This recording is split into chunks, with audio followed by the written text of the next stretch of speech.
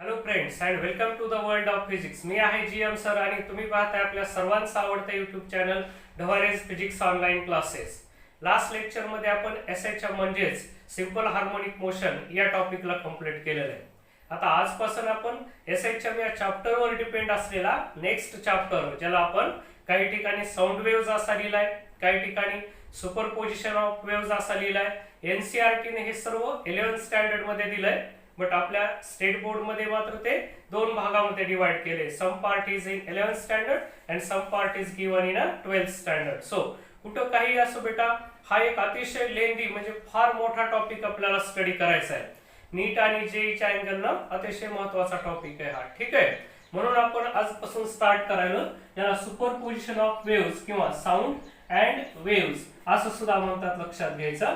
नाव काही पण असो बेटा, कुठं काही पण लिहिलेलं असो, कंटेंट तर आपल्याला सेम पडायचा आहे, स्टडी करायचा आहे. त्याच्यामुळं याच्याकडे लक्ष देऊ नका की हे कुठं कसा लिहिलाय ते. ठीक आहे, तर चला मग आता स्टार्ट करूयात साऊंड अँड वेव्हज या टॉपिकला. पहिल्यांदा आपल्याला स्टार्ट करायचंय, पहिल्यांदा स्टडी करायचं आपल्याला की वेव्ह काय असते, म्हणजे काय. First of all we will see what is the definition of the wave. So first of all we will define the term wave. Wave काय असते बेटा, बघा आता मी आता डेफिनेशन लिहितोय, पुन्हा त्याचा मिनिंग समजून घेऊया. आता पण वेव्ह काय असते, the wave is an oscillatory disturbance. आता तुम्हाला ऑसिलेशन्स काय असते ते कळालेले, तर वेव्ह काय, it is an oscillatory disturbance. हा ऑसिलेटरी डिस्टर्बन्स काय करतो बघा. पहिल्यांदा तर तुम्हाला जर विचारलं की ही वेव्ह काय असते, तर आपण कसल्याही प्रकारचं टेन्शन न घेता समोरच्याला सांगावं वेव्ह इज काय, हा ऑसिलेटरी डिस्टर्बन्स आहे. ऑसिलेटरी डिस्टर्बन्स म्हणजे काय, काहीतरी असेल ज्याला आपण इक्विलिब्रियम पोझिशन पासून डिस्प्लेस करतो आणि त्याच्यामुळे ते पुन्हा ऑसिलेट होत राहतं, लक्षात घ्यायचं. म्हणजे वेव्ह काय, तर एका शब्दात आन्सर बेटा. काय आन्सर आहे, wave is an oscillatory disturbance. काय असतं wave, it is the oscillatory disturbance. बघू आता हा डिस्टर्बन्स काय करतंय. Wave is an oscillatory disturbance which propagates. बघा, प्रोपोगेट करणं म्हणजे काय, पुढं पुढं पाठवून देणं, पाठवणं, लक्षात घ्यायचं. Which propagates energy, which propagates energy कुठून कुठं, from one place to another place, from one place to another place. बघा मग हे आणि कशी, बघा, without any actual transport of matter. Transport म्हणजे काय, ट्रान्सफर होत नाही. Without any actual transport of matter is called किंवा are called is called wave. त्याला आपण वेव्ह असं म्हणू शकतो. बघ बेटा, आता तुला डेफिनेशनचं जर का तू स्टडी केलीस, थोड्या डेफिनेशनच्या आतमध्ये आपण जाऊया की वेव्ह आतमध्ये गेल्यास काय सांगते डेफिनेशन.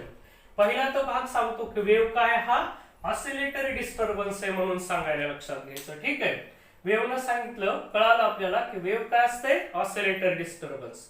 काय करतो रे हा ऑसिलेटरी डिस्टर्बन्स, ह्या दुसऱ्या भागात सांगितलंय विच प्रोपोगेट्स द एनर्जी. बघा काय करतोय हा जो ऑसिलेटरी डिस्टर्बन्स आहे हा एनर्जी प्रोपोगेट करतोय. कुठून कुठं, from one place to another place. एका ठिकाणून दुसऱ्या ठिकाणी एनर्जी ट्रान्सपोर्ट करायचं काम करतो हा. ठीक आहे, पण कसा, तर काही इथं दिलेलं आहे कसा, without any actual transport of matter. म्हणजे ज्याच्यातून वेव्ह चालली, कधी व्हॅक्यूम मध्ये जाईल, कधी एअर मधून जाईल, कधी वॉटर मधून जाईल, आणखीन कोणतं तरी मीडियम असेल बेटा. पण ज्या बी मीडियम मधून जात असेल त्या मीडियमचे जे काही पार्टिकल्स आहेत त्या मॅटरचे, त्या मॅटरचं ट्रान्सपोर्ट होत नाही. म्हणजे याचा अर्थ काय, ज्याच्यातून वेव्ह चालली तो भाग पुढं पुढं चालला जात नाही, फक्त काय होतंय, एनर्जी पुढं पुढं पाठवली जाते. ठीक आहे, मग आता जर का तू वेव्हची ही डेफिनेशन डिवाइड करायचं ठरवलंस, तर आपण याचे 3 पार्ट करू शकतो. एक, वेव्ह काय आहे, it is an oscillatory disturbance आहे. तो काय करतो, which propagates the energy from one place to another place. Wave हा ऑसिलेटरी डिस्टर्बन्स आहे जो की एनर्जीला प्रोपोगेट करतो. कुठून कुठं, एका ठिकाणून दुसऱ्या ठिकाणी. प्रोपोगेट म्हणजे पुढे पाठवून देणं, लक्षात घ्यायचं. आणि कसं पाठवते, तर without any actual transport of matter is called wave. मॅटरचं कसल्याही प्रकारचं ट्रान्सपोर्ट होत नाही, म्हणजे फक्त काय होतंय, एनर्जी पुढे चालली जाते without any actual transport of matter. त्याच्यामध्ये मॅटरचं ट्रान्सपोर्ट होत नाही. म्हणून वेव्ह बद्दल एक महत्वाची कॅरेक्टरिस्टिक्स पहिली काय लक्षात घ्यायचंय की वेव्ह मध्ये फक्त काय काय पुढे पाठवलं जाईल, एनर्जी म्हणजेच काय, momentum. Energy and momentum is transported किंवा इज ट्रान्सफर्ड, याला फक्त आपण काय करतो, ट्रान्सफर करतो, लक्षात घ्यायचं. नॉट मॅटर हा महत्वाचा पॉइंट आहे.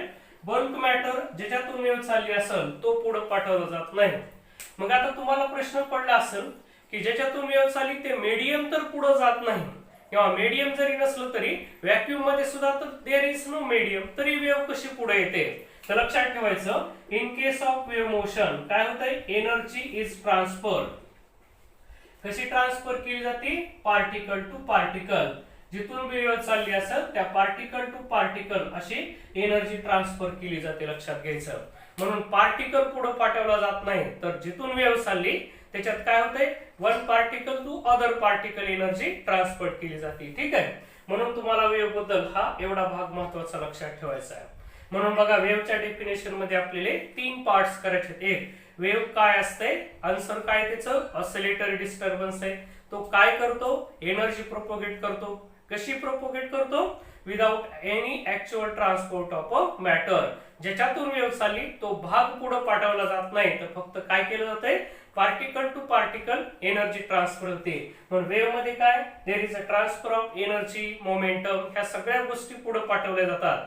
फक्त काय पाठवलं जात नाही, ज्याच्यातून वेव्ह चालली तो मॅटर मात्र पुढे ट्रान्सफर होत नाही, लक्षात घ्यायचं. ठीक आहे, मग तुम्ही म्हणताल आता sir particle to particle energy कशी ट्रान्सफर केली जाते, ह्याच्यासाठी आपल्याकडे एक बेस्ट एक्झाम्पल आहे बेटा. कोणतं एक्झाम्पल आहे, आता ते ऍक्च्युअली वेव्ह नाही पण तू ते लक्षात घेऊ शकतोस. इमॅजिन कर की तुझ्या शाळेसमोर, कॉलेज समोर काय असेल, अशी सायकलची पार्किंग आहे मोठीच्या मोठी, जवळपास 100 ते 200 सायकल्स अशा लाईननं लावलेल्या आहेत, लक्षात घे.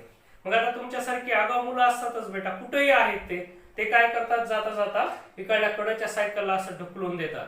तू तो सीन डोळ्यासमोर आण, इकडच्या कडची जर सायकल ढकलली तर काय होईल, तुझ्या डोळ्यासमोर बरोबर तो सीन यायलाय, कारण तू सुद्धा असंच करतो बेटा. ठीक आहे, इकडल्या कडेची सायकल ढकलली, ती सायकल पुढच्या सायकलला पडेल, ती सायकल त्याच्या पुढच्या सायकलला पडेल, असं करत करत 100 ते 200 जरी सायकल्स असल्या तरी काय होईल, एक सायकल पुढचीला, पुढची सायकल पुढचीला, पुढची सायकल पुढचीला, असं करत करत तुझ्या लक्षात येईल लास्टला जी सायकल असेल बेटा ती सुद्धा खाली पडलेली असेल. मग ऍक्च्युअली तू इथली सायकल पाडलीस, तिकडच्या कडेची पाडाय गेलतस का, नाही. मग हे कसं शक्य झालं, तू काय केलंस, फर्स्ट सायकलला एनर्जी दिली, त्या सायकलनं सेकंड सायकलला एनर्जी दिली, त्या पुढच्या सायकलला आणखी नेक्स्ट सायकलला एनर्जी दिली, असं करत करत तू जी फर्स्ट सायकलला एनर्जी दिलीस बेटा ती कुठं ट्रान्सफर झाली, शेवटच्या सायकल पर्यंत. मग ऍक्च्युअली तू तिकडे गेलास का, नाही. इमॅजिन कर तू मॅटर होतास बेटा, तुला पुढे जावं लागलं का, नाही जावं लागलं. फक्त सायकल म्हणजे पार्टिकल आहेत मीडियमचे, एका पार्टिकलनं पुढच्याला एनर्जी दिली, त्यानं त्याच्या पुढच्याला दिली, असं करत करत एनर्जीचं ट्रान्सफर झालं. कसं झालं, फ्रॉम पार्टिकल टू पार्टिकल. हे बेस्ट एक्झाम्पल आहे की वेव्ह मध्ये एनर्जी ट्रान्सफर कसं होतं ते कळण्याचं. ठीक आहे, आणखी नाही कळालं बेटा, तुला हा व्हिडिओ बघायचा आहे. या व्हिडिओ मध्ये तुला दिसायला बेटा काय की एक वॉटर सरफेस आहे, त्याच्यावरती वेव्स तयार व्हायला, आणि तो जो डक आहे त्याच्यावरती बसलेला, बघ वेव्ह पुढे आली ती डक तिथंच राहतो. फक्त काय होतंय, पाठीमागून जो एनर्जीचा फ्लो आलेला आहे तो फ्लो पुढे पुढे चालला झालेला आहे, बरोबर आहे. म्हणून तुला आता हा व्हिडिओ सांगायला आहे, डक आहे त्याच्याच जागी, फक्त काय होईल, there is only the transfer of energy. ठीक आहे, आलं तुझ्या लक्षात आता. मग आता वेव्ह मोशन म्हटलं, वेव्ह म्हटलं की तुझ्या लक्षात आलं पाहिजे काय असतं wave, it is the oscillatory disturbance आहे. तो काय करतो, एनर्जी प्रोपोगेट करतो. कशी प्रोपोगेट करतो, विदाउट एनी ऍक्च्युअल मायग्रेशन किंवा ट्रान्सफर ऑफ अ पार्टिकल. त्या मीडियमच्या पार्टिकलला पुढे पुढे पाठवलं जात नाही. मग वेव्हची महत्वाची कॅरेक्टरिस्टिक्स काय, energy is transferred from particle to particle. Okay, आला लक्षात हा भाग तुझ्या. चल बेटा, आता आपल्याला पुढचा जो पार्ट स्टडी करायचा आहे, इट इज द अत्यंत महत्वाचा पार्टिकल, ज्याला आपण क्लासिफिकेशन ऑफ वेव्हज असं म्हणतो. तो भाग आता आपल्याला स्टडी करायचा आहे. मग आता खूप साऱ्या वेव्हच्या टाइप्स आहेत, लक्षात घ्यायचं. मग आता तुला फक्त बघायचंय की हे क्लासिफिकेशन कसं केलं जातंय. नंतर ह्या सगळ्या वेव्हज आपल्याला डिटेल मध्ये पाहिजेत, 1 बाय 1 आपण सर्व स्टडी करणार आहेत नंतर. सध्याला तुला फक्त लक्षात घ्यायचंय की हे क्लासिफिकेशन कसं केलं जातंय. मी आता हेक्सागोनल मुद्दाम काढलाय बेटा इथं. का काढलाय, कारण 6 टाइप्सच्या वेव्ह घेतल्या, तसं तर 5च टाइपच्या असतात. म्हणून मी काय करतो, हा वरचा भाग व्हॅनिश करतो या टाइपनं असा. अशा 5 टाइपच्या वेव्हज असतात बेटा. काय की गिवन वेव्हचं क्लासिफिकेशन करत असताना तुम्ही काय बेस वापरता, कोणत्या बेसिसवर क्लासिफिकेशन करता त्याच्यावर डिपेंड असेल. आता तुम्हाला जर म्हटलं तुमच्या क्लासमधल्या मुलांचं क्लासिफिकेशन करा, कोणी म्हणेल हुशार, किती हुशार आहे ह्याच्यावर मी क्लासिफिकेशन करणार, कोणी म्हणणार कोण चांगले प्लेयर आहे याच्यावर मी क्लासिफिकेशन करणार, कोणी काय म्हणणार की कोण कोण चांगल्या प्रकारे काय कलाकार आहे मी त्याच्यावर क्लासिफिकेशन करणार. म्हणजे क्लासिफिकेशनचा बेस हा आपल्यावरती डिपेंड आहे की काय बेस यूज केला आणि त्याचं क्लासिफिकेशन कसं केलं हे आपल्यावरती डिपेंड आहे. असं करत असताना सायंटिस्टनी डिफरंट बेसिस यूज केले आणि त्याच्यावर बेस्ड क्लासिफिकेशन करायला सुरुवात केली त्यांनी. ठीक आहे, पहिलं क्लासिफिकेशन आपण स्टडी करू कशावर, on the basis of vibrations. Vibrations कसे आहेत त्या वेव्ह मध्ये त्याच्यावर बेस्ड क्लासिफिकेशन केलं. हे पहिलं क्लासिफिकेशन झालं. कशावरती बेस्ड आहे, on the basis of vibrations in a wave. त्या वेव्ह मध्ये व्हायब्रेशन्स कसे त्याच्यावर बेस्ड हे पहिलं क्लासिफिकेशन झालं. आणि हे क्लासिफिकेशन करत असताना त्यांनी दोन प्रकारे क्लासिफिकेशन केलं. लक्षात घ्या, आता मी इथं लिहून ठेवतो. एक, पहिलं क्लासिफिकेशन करताना त्यांनी असं केलं, ट्रान्सव्हर्स वेव्स असं क्लासिफिकेशन केलं त्याचं, ट्रान्सव्हर्स वेव्स. आणि दुसरा भाग त्यांनी त्याच्यामध्ये आणला हे क्लासिफिकेशन करत असताना longitudinal waves, transverse waves and longitudinal waves या टाइपनं क्लासिफिकेशन केलं.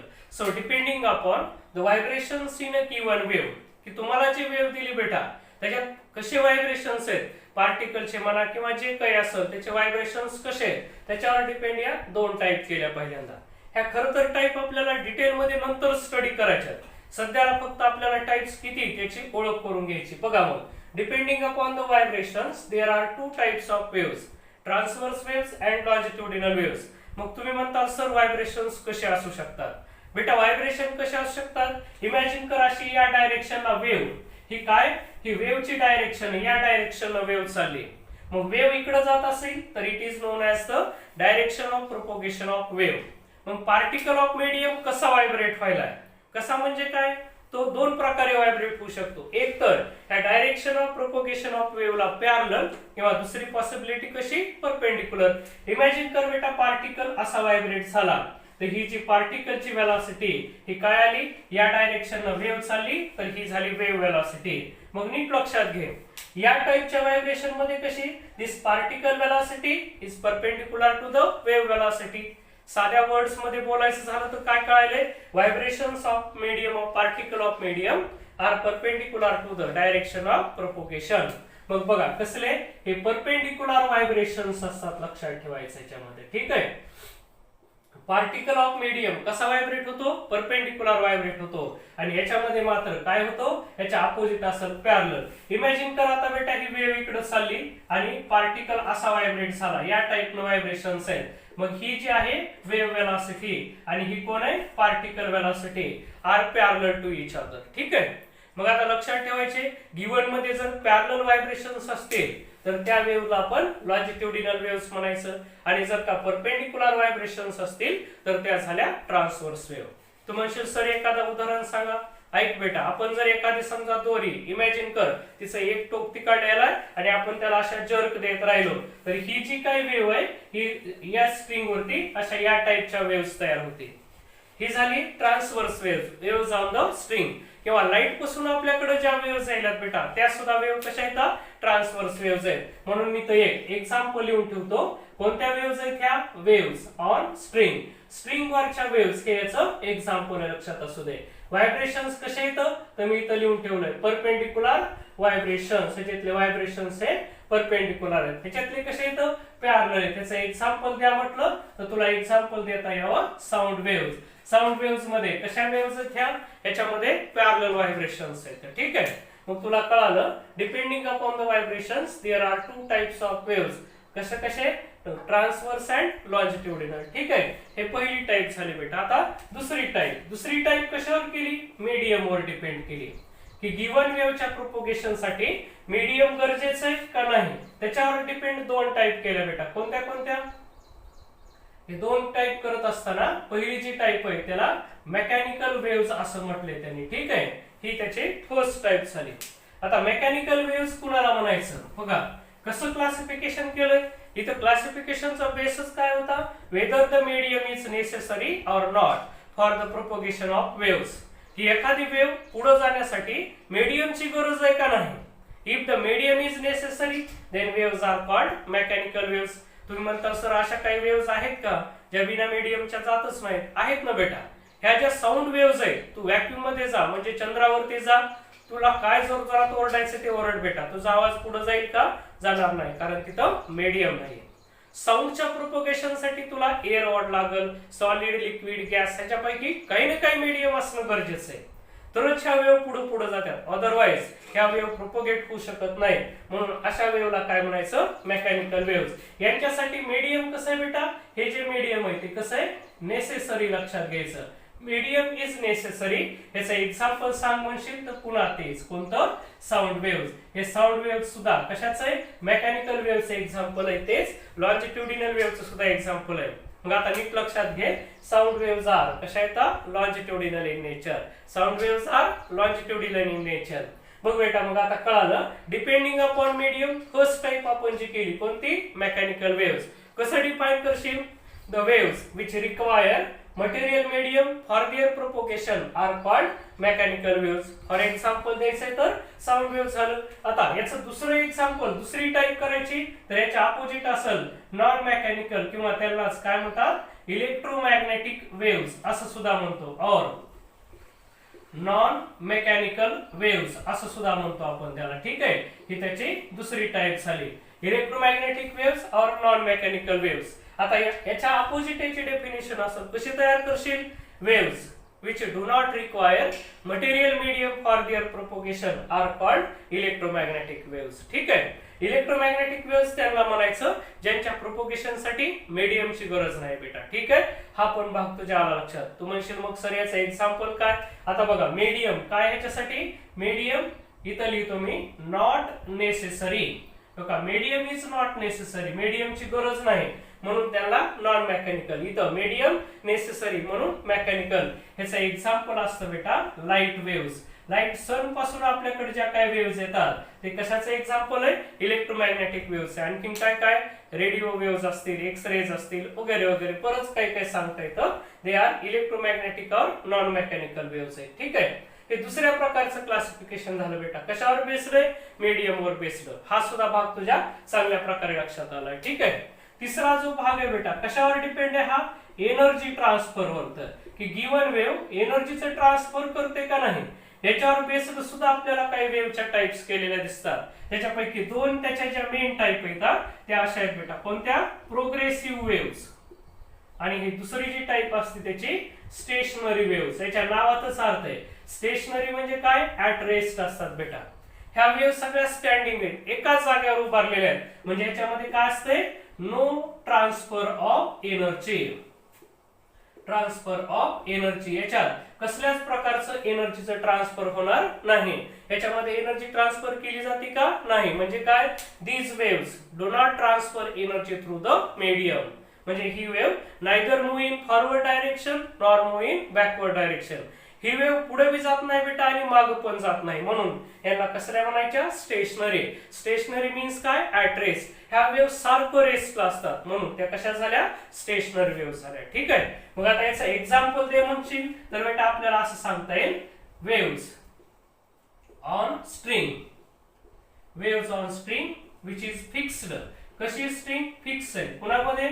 Fixed between two rigid supports. बघा, दोन रिजिड सपोर्ट्स मध्ये ही वेव्ह काय केली? स्ट्रिंग काय केली? फिक्स केली. म्हणजे या टाइपनं या वेव्ह असेल, या दोन सपोर्ट मध्ये ती जर फिट केली बेटा, याच्यावर अशी या टाइपची वेव्ह प्रोड्यूस होईल आणि ती वापस फिरली की अशी ही स्टेशनरी वेव्ह याच्यावरती तयार होते. ठीक आहे, तर या वेव्हला म्हणायचं स्टेशनरी वेव्ह. किंवा ऑर्गन पाईप मधल्या ज्या वेव्हज असतात दे आर स्टेशनरी वेव्हज असं म्हणायचं. ठीक आहे, मग आता in case of stationary waves there is no transfer of energy. आणि हे एक एक्झाम्पल तुला लक्षात ठेवायचं आहे. आता या प्रोग्रेसिव्ह वेव्ह काय करत असतात यांच्यामध्ये? या प्रोग्रेसिव्ह वेव्ह ही जी दुसरी टाइप आहे, ह्या प्रोग्रेसिव्ह वेव्हज, दीज वेव्हज काय करतात? Transfer energy. These waves transfer energy through the medium. Medium मधून एनर्जीचं ट्रान्सफर करतात म्हणून या प्रोग्रेसिव्ह वेव्हज असतात. जसं काय? लाईट वेव्हज हे त्याचं एक्झाम्पल आहे. लाईट वेव्हज काय करतात बेटा? सन पासून अर्थ पर्यंत एनर्जी आणतात. तू म्हणशील कोणती, आम्हाला तर एनर्जी दिसत नाही सर. तुला कळत असेल, ज्यावेळेस सनलाइट आपल्या अर्थ वरती इन्सिडेंट होते त्यावेळेस अर्थ सरफेस काय होते, हीट व्हायला सुरुवात होते. याचा अर्थ काय, ही एनर्जी कुठून यायली, फ्रॉम द सन. हीट एनर्जीला कॅरी करायचं काम करतात कोणत्या, लाईट वेव्स. म्हणून त्या काय करतात, एनर्जी ट्रान्सफर केलं की त्यांना प्रोग्रेसिव्ह वेव्स म्हणायचं. म्हणून कसं डिफाइन करतात, waves which transfer the energy through the medium are called progressive waves. पुन्हा या प्रोग्रेसिव्ह वेव्हचे तीन प्रकार पडतात बेटा. तीन प्रकार का केले, की गिवन वेव्ह किती डायरेक्शन एनर्जीचे ट्रान्सफर करायला लागली. एका डायरेक्शन केलं की वन डायमेन्शनल वेव्ह, दोन डायरेक्शनला केलं की टू डायमेन्शनल वेव्ह, आणि तीन डायरेक्शनला एनर्जी ट्रान्सफर केलं की त्या थ्री डायमेन्शनल झाल्या. म्हणून तुम्हाला बघायचंय याच्या पुन्हा तीन टाइप्स असतात. कोणत्या, तर पहिली जी टाइप घेतो आपण त्याला म्हणायचं वन डायमेन्शनल वेव्स.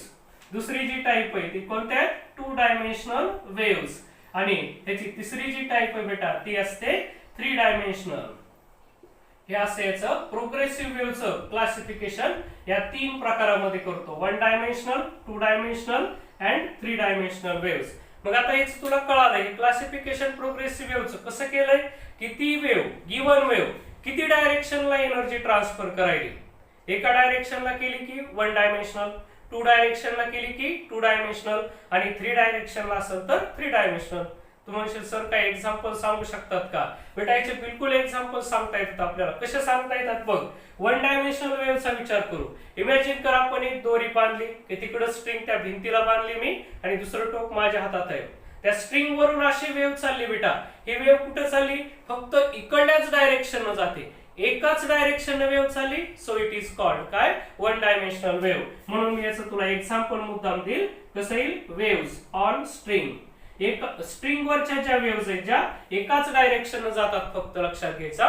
स्ट्रिंग अशी पळाली तिकडल्या डायरेक्शन वेव्ह, ती वापस येईल का, नाही येईल. ती वेव्ह तशीच पुढं पुढं पुढं, स्ट्रिंग किती लांब आहे, इनफायनाइट लेंथची, बरोबर त्याच्यावर अशी वेव्ह पुढं पुढं पुढं पुढं चालली जाईल. म्हणून ही कसली झाली, वन डायमेन्शनल वेव्ह झाली. आता गरज कशाची, टू डायमेन्शनल वेव्हच्या एक्झाम्पलचे. बेटा इमॅजिन कर आपण ही वॉटर सरफेस आहे. इमॅजिन कर बेटा ही वॉटर सरफेस आहे आणि याच्यावर अशी वॉटर सरफेस आहे. मी वरून काय केला, असा स्टोन ड्रॉप केला. या वॉटर सरफेस वरती स्टोन फॉल झाला की तुला माहिती काय होते, त्याच्यावर अशा सर्क्युलर वेव्स काय करतात, इकडं पण जातात आणि इकडं पण जातात. बट ऍक्च्युअली किती डायरेक्शन ह्या वेव्ह चालल्या, काही वेव्स अशा चालल्या इकडे लक्षात घे, आणि काही वेव्स या डायरेक्शन चालल्या. म्हणजे फक्त दोन डायरेक्शन कव्हर व्हायला. कशा, एकमेकाला परपेंडिक्युलर असलेल्या. ही वॉटर सरफेस आहे, काही वेव्स इकडे पळतील, काही वेव्स या डायरेक्शन पळतील. म्हणजे ऍक्च्युअली एनर्जीचं ट्रान्सफर किती डायरेक्शन होईल, दोन डायरेक्शन. सो दोन डायरेक्शन एनर्जी ट्रान्सफर केली की waves are called two dimensional waves. म्हणून मी तुला असं सांगू शकतोय काय, वेव्स ऑन वॉटर सरफेस. आता तू म्हणशील बेटा दोनच डायरेक्शन वेव्ह एनर्जी ट्रान्सफर करते का, हो करते. कसं, वॉटर सरफेस आहे, काही एनर्जी इकडल्या डायरेक्शन चालली, काही एनर्जी या डायरेक्शन चालली. मला सांग बेटा खाली एनर्जी ट्रान्सफर व्हायलंय का, तर अर्थ नाही असं व्हायलंय. म्हणून ही कसली वेव्ह आहे, टू डायमेन्शनल वेव्ह आहे. ठीक आहे. आता विचार करू आपण थ्री डायमेन्शनल वेव्हचा. आता थ्री डायमेन्शनल वेव्ह कशा असतात, विचार कर बेटा. आपला जो सन आहे तो काय करतो, तिन्ही डायरेक्शनला एनर्जी ट्रान्सफर करतो. एक या डायरेक्शनला सुद्धा करतो, या डायरेक्शनला सुद्धा करतो. इमॅजिन कर मी तुला हे इथं दाखवायला लागलोय, ह्या तीन डायरेक्शन अशा शक्य आहेत. ठीक आहे. ही कोऑर्डिनेट सिस्टीम झाली. इमॅजिन कर बेटा इथं आपलं सेंटर आहे, याच्या डायरेक्शन सुद्धा एनर्जी ट्रान्सफर आहे. इथं बल्ब लावलाय किंवा इथं सन आहे आपला, इकडे सुद्धा एनर्जी ट्रान्सफर आहे. या डायरेक्शनला सुद्धा एनर्जी ट्रान्सफर आहे आणि या डायरेक्शनला सुद्धा एनर्जी ट्रान्सफर आहे. ही एक डायरेक्शन, दोन डायरेक्शन आणि तीन डायरेक्शन. तिन्ही डायरेक्शनला एनर्जीचं ट्रान्सफर व्हायला. म्हणजे याचा अर्थ काय, ह्या ज्या लाईट वेव्हज आहेत त्या कशा येतात, थ्री डायमेन्शनल वेव्हज आहेत. त्या तिन्ही डायरेक्शनला एनर्जी सेंड करतात. सर असा म्हणत नाही की मी फक्त अर्थच्या डायरेक्शनलाच एनर्जी सेंड करणार. काय करतो तो, तिन्ही डायरेक्शनला एनर्जी ट्रान्सफर करायला आहे. Along X axis, Y axis and Z axis, ह्या तिन्ही डायरेक्शनला एनर्जी ट्रान्सफर होईल. म्हणून such type of waves are called, काय म्हणायचं त्याला, थ्री डायमेन्शनल वेव्हज. म्हणून मी याचं मुद्दाम तुला एक्झाम्पल सांगायला. काय असेल तर लाईट वेव्हज असेल, हे याचं एक्झाम्पल आहे. ठीक आहे. चल बेटा आता हे क्लासिफिकेशन सुद्धा तुझ्या लक्षात आलेलं आहे. चल आता पुढचं जे क्लासिफिकेशन आहे ते कसं क्लासिफिकेशन आहे, डिपेंडिंग ऑन. तिसरं जे क्लासिफिकेशन आहे ते कशावर बेस्ड केलं जातं बेटा, डिपेंडिंग ऑन फ्रिक्वेन्सी किंवा तू त्याला काय म्हणू शकतोस, वेव्हलेंथ. गिवन वेव्हची फ्रिक्वेन्सी किंवा वेव्हलेंथ काय याच्यावर डिपेंड याचं क्लासिफिकेशन केलं जातं. तर ऐकशील व्यवस्थित. डिपेंडिंग अपॉन फ्रिक्वेन्सी बेटा 3 टाईपच्या वेव्हज असतात. एक पहिल्याच्या ऑडिएबल वेव्हज असं म्हणतो. दुसऱ्या जे येतात, दुसरं जे क्लासिफिकेशन आहे ते इन्फ्रारेड असं म्हणतो. सॉरी, इन्फ्रारेड नाही, काय इन्फ्रासोनिक असं म्हणतो. आणि तिसरं जे आहे ते आहे अल्ट्रासोनिक वेव्हज. ठीक आहे. बघ आता बेटा, हे 3 टाइप मध्ये क्लासिफिकेशन केलं आपण. कशावर डिपेंडिंग अपॉन फ्रिक्वेन्सी और वेव्हलेंथ, की गिवन वेव्हची फ्रिक्वेन्सी कशी त्याच्यावर. आता तुला ऑडिएबल वेव्हज माहिती. ऑडिएबल वेव्हज तुला चांगल्या प्रकारे कळतात, ज्या वेव्हज आपण ऐकू शकतो. तू शाळेत स्टडी केलेलेस. कोणत्या वेव्हज आपल्याला ऐकता येतात, ज्यांची frequency lies between 20 hertz to 20 kilo hertz. 20 ते 20 किलो हर्ट्ज पर्यंत ज्यांची फ्रिक्वेन्सी, त्या वेव्हज आपल्याला ऐकता येतात, म्हणून त्याला ऑडिएबल वेव्हज असं म्हणतो. म्हणून लक्षात ठेव, यांची जी काही फ्रिक्वेन्सी रेंज आहे कितीही ग्रेटर दॅन 20 हर्ट्ज आहे आणि it is less than 20 kilo hertz आहे, लक्षात असू द्यायचं या वेव्हची फ्रिक्वेन्सी. आणि वेव्हलेंथ बद्दल बोलशील तर काय असेल, यांची काय असेल, wavelength is less than greater than 1.66 centimetre and less than 16.6 metre. याच्यापेक्षा छोटी असते, लक्षात घे. म्हणून बघ, या ऑडिएबल वेव्हची फ्रिक्वेन्सी रेंज आणि वेव्हलेंथ कशी. फ्रिक्वेन्सी किती, ग्रेटर दॅन 20 हर्ट्ज आणि लेस दॅन 20 किलो हर्ट्ज आहे, लक्षात असू द्यायचा. मी थोडस क्लिअर लिहितो, 20 किलो हर्ट्ज म्हणून आणि 20 हर्ट्ज आहे, म्हणून या ऑडिएबल वेव्हज झाल्या. मग नीट लक्षात ठेव बेटा, ज्या ज्या वेव्हज आपण साऊंड वेव्हज आपण ऐकू शकतो त्यांची फ्रिक्वेन्सी कुठं असते, 20 हर्ट्ज टू 20 किलो हर्ट्ज. आणि वेव्हलेंथ कुठं असेल तर 1.66 सेंटीमीटर पासून 16.6 मीटर इथपर्यंतच्या वेव्हलेंथ असतात, त्याला ऑडिएबल वेव्हज असं म्हणायचं. आता ह्या दुसऱ्या आहेत, कोणत्या आहेत ह्या, इन्फ्रासोनिक वेव्हज आहेत. इन्फ्रासोनिक वेव्हज कुणाला म्हणायचं तर तुला कळालं आता. इन्फ्रा म्हणजे काय, यांची फ्रिक्वेन्सी किती असेल, लेस दॅन 20 हर्ट्ज. 20 हर्ट्ज पेक्षा कमी फ्रिक्वेन्सी असलेल्या वेव्हज आपण ऐकू शकत नाहीत बेटा, म्हणून त्याला इन्फ्रासोनिक असं म्हणायचं. म्हणजे याची फ्रिक्वेन्सी किती, लेस दॅन 20 हर्ट्ज एवढी असते. म्हणजे वेव्हलेंथ काय असेल, ग्रेटर दॅन 16.6 मीटर एवढी असेल बेटा. ठीक आहे.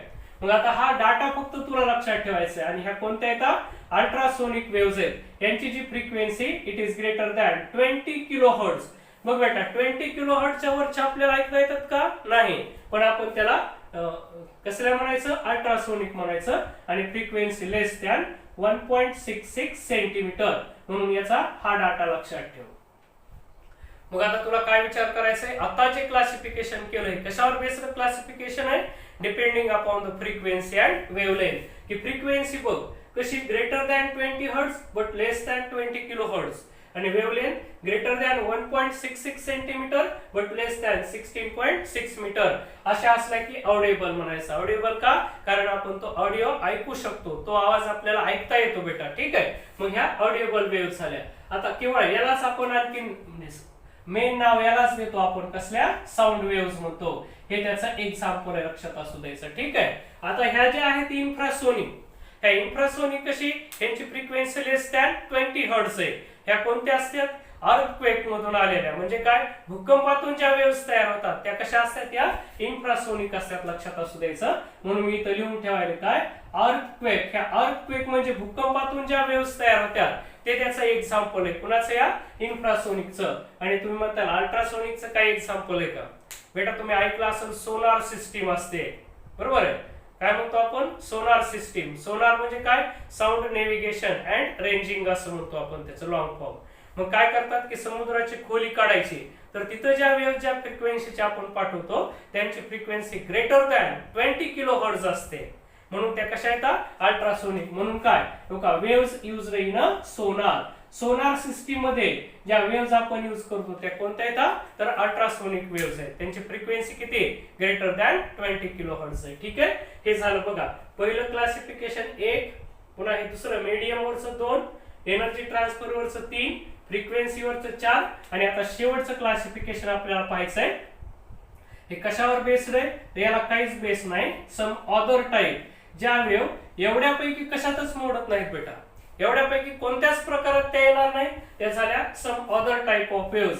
मग या अदर टाइप ऑफ वेव्हज मध्ये 2 टाइपच्या वेव्हज येतात. पहिल्या ज्या टाइप्स आहेत त्याला आपण मॅटर वेव्हज असं म्हणतो, लक्षात घ्यायचं. किंवा याला डी ब्रोग्लीज वेव्हज असं सुद्धा म्हणतात. यांची wavelength lambda is equal to h upon p अशी असते.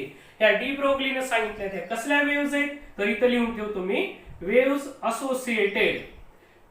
Associated with moving particle. लक्षात ठेवायचं, मूव्हिंग पार्टिकलशी रिलेटेड या वेव्हज येतात. जो इथं बसना तुम्ही लक्षात असू द्यायचं. मॅटर वेव्हज कुणाला म्हणायचं की डी ब्रोग्लीने आपल्याला पहिल्यांदा डी ब्रोग्ली हायपोथेसिस सांगितलं. त्याच्यात त्यांनी असं सांगितलं की एखादा पार्टिकल आहे तो जर मोशन मध्ये असेल तर त्याच्याशी असोसिएटेड एक वेव्ह असते. पुढे आपल्याला मॉडर्न फिजिक्स मध्ये ते स्टडी करायचंय. ह्या डी ब्रोग्लीज वेव्हज पुढे येणार आहे. मग मूव्हिंग पार्टिकल्सशी असोसिएटेड ज्या बी वेव्हज आहेत बेटा त्यांना आपण काय म्हणतो, मॅटर वेव्हज असं म्हणतो, लक्षात घ्यायचं. आणि दुसऱ्या ज्या वेव्हज आता एक राहिल्या ज्याला आपण काय म्हणतो, शॉक वेव्हज असं म्हणतो. ठीक आहे, ह्या शॉक वेव्हज कुणाशी असोसिएटेड आहे, आता नीट लक्षात ठेवायचं.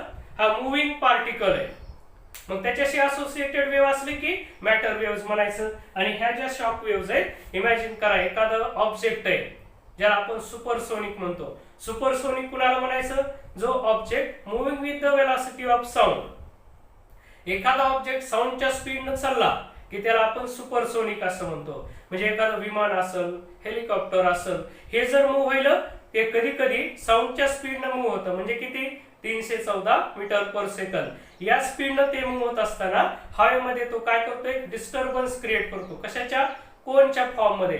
कोण कळतो तुम्हाला की सुपरसोनिक पुढं पुढं पळतं आणि तो डिस्टर्बन्स असा हवेमध्ये पसरत जातो. त्याला काय म्हणायचं, कोनच्या फॉर्म मध्ये हा डिस्टर्बन्स तयार झाला. मग तो जो ऑब्जेक्ट आहे which is moving with the speed of sound, साऊंडच्या स्पीडनं तो ऑब्जेक्ट पुढे पुढे पळायला बेटा, मग त्याला आपण सुपरसोनिक असं म्हणतो. आणि याच्याशी रिलेटेड ज्या वेव्हज आहेत आर कॉल्ड काय, सुपरसोनिक किंवा शॉक वेव्हज असं म्हणतो, लक्षात घ्यायचं. मग ह्या कुणाशी रिलेटेड आहे, ह्या एनी पार्टिकल मूव्ह व्हायला, कोणताही पार्टिकल मोशन मध्ये असू जा त्याच्याशी रिलेटेड जी वेव्ह असते त्याला मॅटर वेव्ह म्हणायचं. कोणी सांगितल्या, डी ब्रोग्ली या सायंटिस्टने सांगितल्या. आणि दुसऱ्या ज्या शॉक वेव्हज आहेत, these waves are related with the supersonic. Supersonic काय असते, it is the any object which is moving with the speed of sound. साऊंडच्या स्पीडने एखादा ऑब्जेक्ट मूव्ह झाला की त्याला म्हणायचं सुपरसोनिक. मग याची स्पीड कशी मेजर करतात बेटा, इथं जागा नाही पण मी लिहून ठेवतो, इथं मॅच नंबरच्या फॉर्म मध्ये मेजर करतात. मॅच नंबर काय असते, तर हे असते स्पीड ऑफ सोर्स. नीट तुला लक्षात ठेवायचं आहे, स्पीड ऑफ सोर्स अपॉन काय असेल, स्पीड ऑफ साऊंड. हा फॉर्म्युला त्याच्यासाठी यूज केला जातो. मी एवढ्या भागामध्ये हा फॉर्म्युला लिहून ठेवलाय. आलं लक्षात तुझ्या. मग या मॅच नंबरच्या फॉर्म मध्ये याची स्पीड मेजर केली जाते, लक्षात घ्यायचं. कुणाची, या शॉक वेव्हची स्पीड काढली जाते in terms of the Mach number. मग मॅच नंबर हा प्युअर रेशिओ आहे बेटा. कुणाचा, स्पीड ऑफ सोर्स, ज्याच्यापासून साऊंड क्रिएट व्हायलाय त्याची speed divided by speed of sound. Actually supersonic कुणाला म्हटलं आपण, it is that object which is moving with the speed of sound. साऊंडच्या स्पीडनं मूव्ह होणारा ऑब्जेक्ट आहे त्याला आपण सुपरसोनिक म्हटलंय. आणि सुपरसोनिक पासून ज्या वेव्हज तयार होतात त्या वेव्हजला काय म्हणायचंय, शॉक वेव्हज म्हणायचंय. आणि मॅटर वेव्हज कोण येतात, एनी पार्टिकल मोशन मध्ये येऊ द्या. डी ब्रोग्लीने फर्स्ट टाइम सांगितलं, whenever any particle is in motion then there is wave associated with the motion of this particle known as the matter waves. त्यांची wavelength का lambda is equal to h upon p. याला de Broglie wavelength असं सुद्धा म्हणतात. हे सगळं पुढे study करायचं बेटा आपल्याला, कुठं, मॉडर्न फिजिक्स मध्ये या वेव्हज आहेत. ठीक आहे, मग बघा बेटा आपण काय स्टडी केलं, क्लासिफिकेशन ऑफ वेव्ह स्टडी केलं. तुम्हाला हा सगळा स्क्रीनशॉट काढून ठेवायचा आहे आणि तुमच्या अत्यंत चांगल्या अशा नोट्स तयार करायच्या. कशा, हे प्रत्येक वेळेस काय बेस वापरला बघा. पहिल्यांदा बेस वापरला होता व्हायब्रेशन. दोन टाइप झाल्या, ट्रान्सव्हर्स अँड लॉंजिट्युडिनल. ट्रान्सव्हर्स मध्ये व्हायब्रेशन कसे, परपेंडिक्युलर. कुणाला, perpendicular to direction of propagation of waves. याच्यात लॉंजिट्युडिनल मध्ये कशा येतं, पॅरलल व्हायब्रेशन आहे.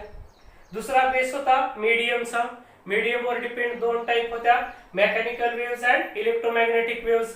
Mechanical waves medium necessary, electromagnetic wave साठी मीडियम इज नॉट नेसेसरी. बघा पुढची जी टाइप आहे एनर्जी ट्रान्सफर होतं, त्याच्यात प्रोग्रेसिव्ह वेव्ह आणि स्टेशनरी वेव्ह. प्रोग्रेसिव्ह म्हणजे प्रगती, लक्षात घ्यायचं. प्रगती कशाला म्हणतो, पुढे पुढे जाण्याला. या टाइपच्या वेव्हज मीडियम मधून पुढे पुढे चालल्या जातात म्हणून दे आर प्रोग्रेसिव्ह वेव्हज. आणि ते किती डायरेक्शन एनर्जी ट्रान्सफर करतात त्याच्यावर डिपेंड. याच्या पुन्हा तीन टाइप केल्या. 1 डायमेन्शनल, 2 डायमेन्शनल अँड 3 डायमेन्शनल. आणि स्टेशनरी वेव्हज मात्र काय करतात? No transfer of energy. This type of waves do not transfer the energy through the medium. अशा प्रकारे बेटा हे आपण क्लासिफिकेशन केलंय. हे फ्रिक्वेन्सीवर डिपेंड आणि हे काही अदर टाइपच्या वेव्हज आहेत. ठीक आहे. मग तुला काय करायचंय आता? हा स्क्रीनशॉट घ्यायचा आहे आणि प्रत्येक वेव्ह डिटेल मध्ये तुला तुझ्या एका वहीच्या पेज वरती लिहून काढायच्या. आता तुला वाटत असेल सर या टाइप शिकवून झाले का? नाही बेटा, ही तर या चॅप्टरची आताशी स्टार्टिंग आहे. आता ह्या सगळ्या वेव्हज आपल्याला या चॅप्टर मध्ये 1 बाय 1 डिटेल मध्ये स्टडी करायच्या. आलं लक्षात तुझ्या? तर आजच्या व्हिडिओ मध्ये एवढंच बाळांनो. राहिलेला जो काही भाग आहे तो आपण उद्यापासून स्टार्ट करू. गेले 2 दिवस मी थोडीशी रिअरेंजमेंट करीत होतो. ज्या ज्या लोकांनी फीस भरली नाही आपल्याला थोडंसं त्यांना बंद करायचंय, कारण मी प्रचंड खर्च करून तुमच्यासाठी हे ऍप सुरू केलेलं आहे आणि मला त्याचा काहीच परतावा नाही. म्हणून तुम्हाला आधी फीस भरावी लागेल आणि मग इथून पुढचे लेक्चर करायला भेटतील. पण ऍपचा प्रॉब्लेम असल्यामुळे सध्याला ऍप मध्ये व्हिडिओ अपलोड होत नाहीये. म्हणून मी 2 दिवस वाट बघितली, तो काही प्रॉब्लेम दूर झाला नाही. म्हणून मी तुमचं नुकसान करू शकत नाही बेटा. याच्यासाठी मी काय केलंय की आज हा व्हिडिओ टाकून दिलेला आहे. मग जोपर्यंत तो प्रॉब्लेम दुरुस्त होत नाही तोपर्यंत युट्यूबवर आणखीन मिळतील तुम्हाला. आणि एकदा तो ऍप मधला प्रॉब्लेम दूर झाला मग मात्र तुम्हाला युट्यूबवर हे व्हिडिओज भेटणार नाही. म्हणून माझी सर्वांना पुन्हा रिक्वेस्ट आहे, तुमची जी काही फीस भरायची राहिली क्लासची ती फीस भरा आणि मग तुम्हाला ऍप मधले व्हिडिओज मिळतील. ओके. आता इथून पुढे आपण 2 ट्रॅक सुरू करायला. एक व्हिडिओ सकाळी असेल, एक व्हिडिओ संध्याकाळी असेल. तर आजच्या व्हिडिओमध्ये एवढंच बेटा. आज आपण इथं थांबूया.